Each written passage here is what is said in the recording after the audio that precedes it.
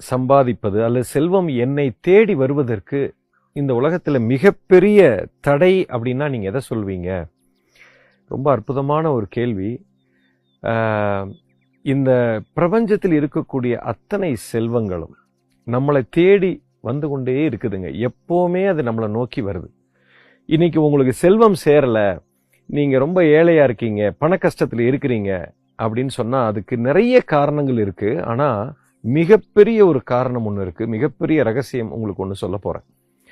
அதாவது ஒரு மனிதனுக்கு பண கஷ்டம் அல்லது செல்வம் ஏன் சேர மாட்டேங்குது அப்படிங்கிறதுக்கு காரணம் நீங்கள் பல காரணம் சொல்கிறான். அதாவது வியாபார யுக்தி அல்லது திறமை இல்லை, நான் இதனால் எனக்கு போச்சு அப்படின்னு நிறைய காரணங்கள் இருந்தாலும் மூல காரணம்னு ஒன்று இருக்குங்க. மிகப்பெரிய ரகசியம்.